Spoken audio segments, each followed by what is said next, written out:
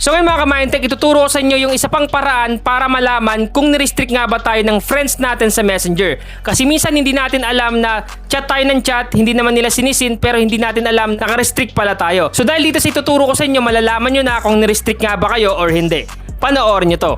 So mga ka-Mindtech, ituturo ko sa inyo dito kung paano malaman kung nirestrict nga ba tayo ng ka-chat natin or friends natin sa Messenger. So, unang-una is ide-demo ko sa inyo. So, dito sa kaliwang cellphone is cellphone natin. Then, dito naman sa kanang cellphone is cellphone ng kaibigan natin or ka-chat natin. So, syempre, nagpapalitan tayo ng conversation. For example, nag-send ka ng like, automatic pag-send mo, marireceive niya. At pag-send din niya ng like sa'yo, marireceive mo din sa cellphone mo. So, halimbawa, nag-chat ka sa kanya. So, nag-chat ka ng napakahaba. So, for example, nag-chat ka ng napakarami. Then, sinend mo sa kanya. Pag nag-send ka sa kanya ng message at delivered, at lumabas yung ulo dito, automatic na sin na niya yan at nabasa na yung chat mo. At halimbawa siya naman yung nag-message sa'yo, napakarami niyang message sa'yo, nag-send naman siya sa'yo, automatic pag delivered at lumabas yung ulo, is nabasa mo na rin yung chat niya. Ngayon, paano nga ba malaman kung halimbawa nirestrict ka ng ka-chat mo na hindi mo alam? So for example, nirestrict ka niya. So kunyari itong sa kanan is cellphone ng ka-chat natin or kaibigan natin. So pagpalagay natin, nirestrict ka niya. So kunyari nirestrict ka niya. Ang ginawa niya, nirestrict ka niya para hindi ka na mangulit. Kung halimbawa may utang ka, nirestrict ka niya.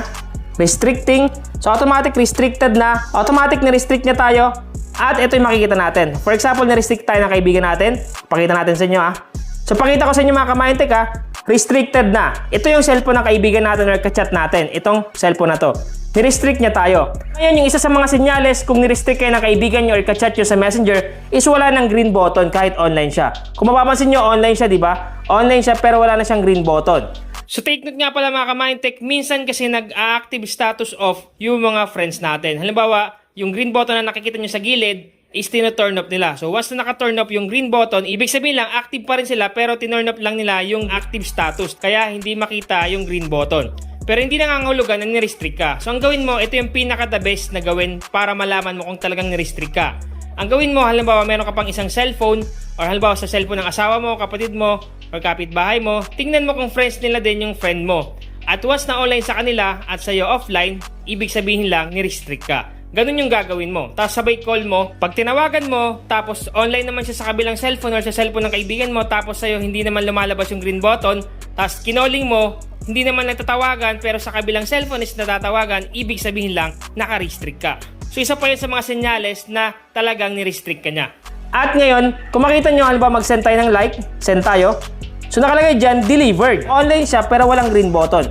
Pag ganun, sign yun na nirestrict ka ng kaibigan mo. Pero yung totoo niyan is talaga andito ka sa restriction niyan. Makikita niya dito yung mga likes mo or mga message mo. Pero sa atin, sa cellphone natin, sa Messenger, is delivered lang yung nakalagay. Kahit tadtarin mo pa niya ng likes, tadtarin natin, delivered lang yung lalabas dito.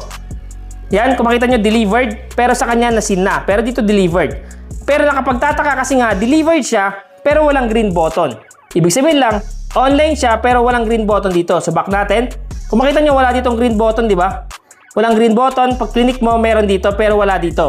Yan yung isa sa mga senyales. At tawagan natin, subukan natin tawagan, call natin. So kahit tawagan natin siya, calling, pero hindi siya nagre-ring dito. Ibig sabihin lang, naka-restrict ka pag ganyan. Okay, so kinall natin siya, end call na natin.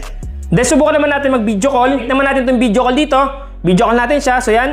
Video call natin. Kung makita nyo dito sa isang cellphone is hindi naman nagre-ring. Pero dito is calling lang. Hindi ringing yung nakalagay. Isa pa yan sa mga senyales na nirestrict kayo ng ka-chat nyo or kaibigan nyo sa Messenger. Kahit tinawagan nyo or binidyo call nyo, calling lang yung nakalagay dito.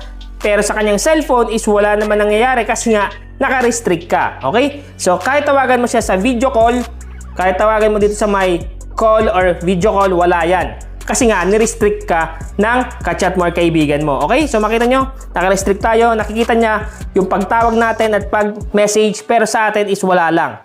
Kahit i-like mo yan, mag-type ka ng mga message dyan, laging delivered lang yung nakalagay. Tandaan nyo laging delivered lang yung nakalagay, pero hindi naman niya sinisin. Sa palagay natin. Pero sa cellphone niya is, pwede niya yan isin dun sa may restriction sa may settings. Ngayon, halimbawa, di ba pag delivered, ibig sabihin lang online, pero wala siyang green button. Di ba pag ganyan delivered, pag tinawagan mo magre-ring yan kasi nga delivered nakalagay, ibig sabihin lang online siya. Kaso nakapagtataka kasi nga delivered pero walang green button at hindi siya matawagan sa call and video call. Mga ka-Mindtech, ito yung tatandaan nyo, once na nirestrict kayo ng kaibigan nyo or ka-chat nyo sa Messenger, ito yung senyales niya. Una is once na nag-type ka ng message, kunyari nag-type ka ng napakahabang message, kunyari naniningil ka or may sinasabi kang importante, ngayon sinend mo sa kanya, sinend mo, inaantay mo masend, at once na nakita mo dito na delivered lang yung nakalagay, pero wala naman ditong green button, ibig sabihin lang ni-restrict ka niya. Kasi nga, delivered, ibig sabihin lang pag delivered, online siya. So dapat pag online siya, lalabas dyan yung green button or yung active status na tinatawag. Ibig sabihin lang na online siya, pero wala. Walang nakalagay pero delivered. At ito ba yung isa sa pinakamatibay na katibayan or senyales na ni-restrict ka? Once na kinol mo yan, kahit delivered yung message mo, pag kinol mo, is calling lang. Calling lang siya, hindi siya nagre-ringing. Kasi nga, ni-restrict ka ng kaibigan mo. Ganun yung nangyayari pag ni-restrict. Kahit tawagan mo siya, kahit nag-send ka ng message, delivered man yan, kahit i-call mo, is calling lang, hindi nagre-ring. Then, pag tinawagan mo naman sa video call, kunyari tawagan natin sa video call natin, same lang din. Calling lang din yung nakalagay dito. Kasi nga, ni-restrict ka niya. Kung makita mo dito, once na in-end call mo dito, end call natin, automatic, marireceive niya na tumawag pala tayo.